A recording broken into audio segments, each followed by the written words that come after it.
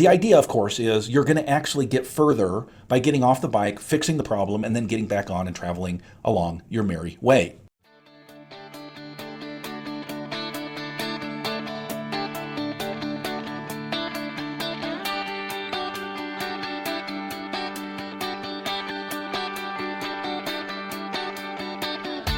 Originating from deep inside the Rocky Mountains, transported through the power of the internet, and arriving inside your tiny earbuds. It's the Appraiser Coach Podcast. Minisode. Today's Minisode is sponsored by Casa. Find out how you can create very easy and quality floor plans by going to www.kubi.casa. That's Cubi.casa. Kubi.casa. All right, folks, I want to talk to you about, well, it's an analogy I've used before, but I love the way one of my mastermind students put it to me the other day, and I did ask his permission to use it here on the air. He gave me permission gracefully. I don't know if he came up with this himself, but I thought it was just brilliant. So, Jim, hats off. Thank you for sharing this with me in a coaching call the other day. Absolutely fabulous. Jim's been on the program. In fact, it wasn't a coaching call. It was actually an interview with him, and we just didn't have time to get to this particular analogy. Now, let me set this up, because this is an analogy that's been used over the years by many, many, many people. And you've heard it many times before, but I love the way Jim put it. So the analogy is sharpen the saw, right? It's the idea that if you have 4 hours to cut down a forest, right, spend the first 3 hours sharpening your saw. You've heard this before. Stephen Covey was a big promoter of sharpening the saw in the 7 Habits of Highly Effective People. Great book. If you've not read it, you need to. Okay, great book. I've used the analogy. This also came from a mastermind student of the bike. Now, again, I don't know if this was something that came about because of something he thought of, or if this was just something that he had heard somewhere else. I had a mastermind student years ago use this in one of the masterminds, and I've just used it ever since. And it's great. And it's this idea that if you're driving down the road on your bike, right, and something's not right with the bike, to try to fix it while you're driving is just stupidity, right? Stop the bike, get off the bike, fix the chain, get back on the bike, and start pedaling faster than you did before. And this idea that you're actually going to be more productive if you do it that way. And so many of us are on the bike and we're traveling and we know something's wrong. We can feel it. It's not working the way that it should. We know it really wouldn't take that long to fix the problem, but we just think, I don't have time to stop.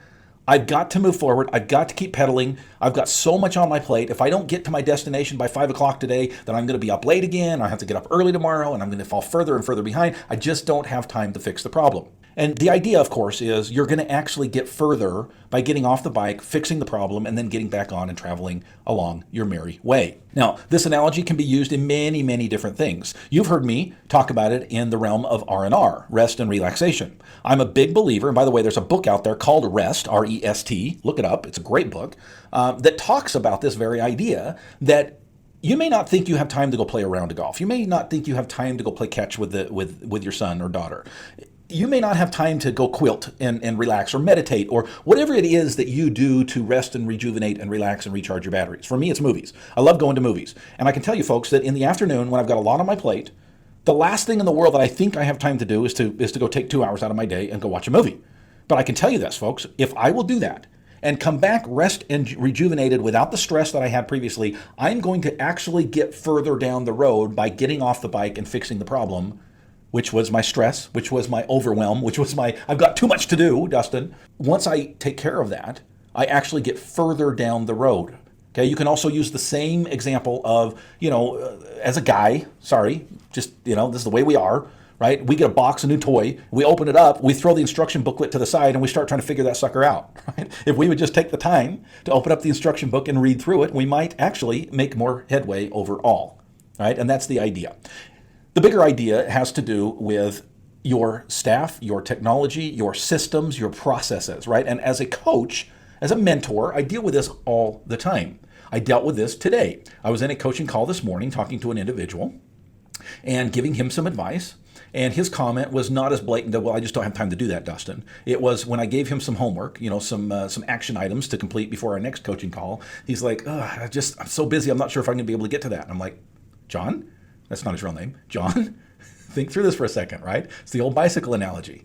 You got to get off and fix the chain. And by doing so, you're actually going to not lose time, We think that getting off the bike is causing us to lose time.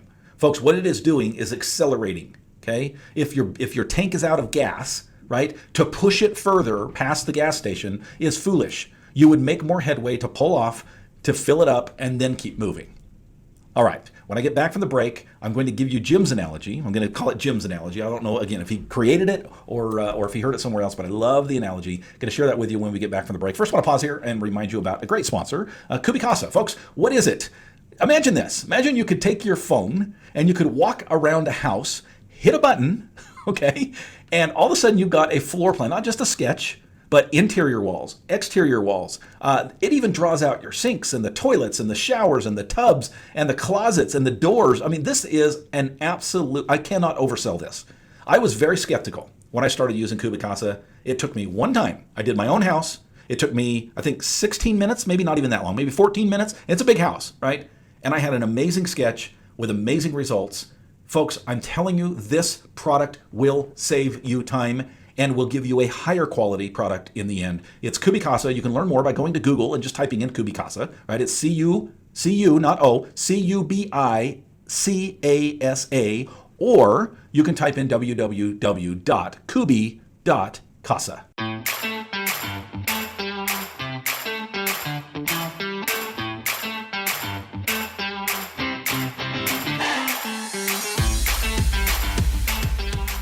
All right, welcome back to the program, everybody. We're talking about the sharpening the saw analogy, also known as the bicycle analogy, also known today as the lake bridge analogy. Thank you, Jim Stafford. Love you, man, for coming up with this. We talked offline when I was interviewing him for a recent podcast, and he said, let me give you an example of what I'm talking about, and he started to give the sharpening the saw, but he used different analogy, and I love this, folks. To me, I can remember this. It makes sense to me, okay? It's the idea. By the way, I've used a similar analogy talking about a tunnel through a mountain, right? But his analogy is the lake and the bridge, okay? And again, it's the same principle, but maybe this one will be a little easier to remember than the bicycle or the sharpen the saw. And the idea is this, okay? You commute to work, okay? And every day you come to a lake and you've got to go around the lake to get to work, right? And it's something that you do constantly. And let's say it's 10 miles out of your way, okay? Maybe it's a mile across the lake, but it's 10 miles to go around the lake, but you just do it because, well, that's what you got to do, right? And every day you do it over and over. You go to work, you come back from work every day, Monday through Friday. This is what you do, right? Let's say you own that lake, and let's say that resources are unlimited, okay? And money is not really an issue. Let's say that an engineer comes to you and says, hey, I can build you a bridge across that lake, okay? But I need your help. I need you to help me build the bridge, okay? Well, okay, fine, but I don't have time to do that. I got to get to work. I got to go to work. I got to get back from work. Let's just say that it takes you, because of the 10 miles that you got to add, you add an hour every single day. Maybe that's an exaggerate, half hour, okay? Half hour every day. 15 minutes there, 15 minutes back. It's kind of a big deal, right? That's a half hour out of your day that you could be relaxing, doing other work, spending time with your significant others, fill in the blank, right? But in order to get a faster route, right, save that half hour, because now it's only going to take 1 minute to get across the lake with the bridge, you've got to stop, you've got to pause, you've got to not do what you've been doing for about 2 weeks while you build the bridge. How many of you would do it? Now, folks, if you take that half hour and you divide it by that 2 weeks, right, let's say you worked 8 hours a day for 2 weeks, it doesn't take long to equal that and then some. I hope you're starting to catch on to the analogy, right? And the idea is very simple.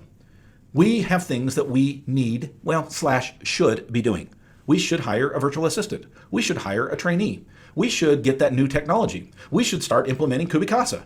But then we think, oh, yeah, but that disrupts my flow. That's not the way I'm used to doing things. That's going to slow me down. In the beginning, you're probably right. In the beginning, with anything new, with training, with hiring, with new technology, whatever the case may be, it's going to, quote unquote, slow you down in the beginning. But the whole point, folks, is in the beginning. Right? The Bible just popped to my mind, right? In the beginning. That's the problem, is you're getting hung up on the in the beginning part and you're forgetting about the long-term benefits. Folks, please hear me when I say you are going to benefit long-term if you will slow down, sharpen your saw, or get off your bike and fix the chain, or take 2 weeks to build the bridge. Once it's done, your success accelerates. Folks, if you want your success to accelerate in a great mastermind across the country, folks, they're everywhere. We have them in cities across the nation, and we have seats available in most. Not all, but most. Would love to have you join. By the way, your first one is free. Come as my guest. I would love to have you, your first mastermind. By the way, dirty little secret. The reason I'm doing that is because you're not going to stop with one. Trust me, it is that cool of an experience. Reach out to me. Would love to have you as a guest in the next mastermind and have you as a full-time mastermind student to accelerate your progress. Reach out to me at thecoach@theappraisercoach.com. You've been listening to the Appraiser Coach podcast with Dustin Harris. If you like what you hear, please give us a 5-star rating and post a short review on iTunes. For more in-depth insider information on how you can make more money as a real estate appraiser, visit theappraisercoach.com and sign up for the All-Star team today. Thanks for joining us. And now, get out there and create some value.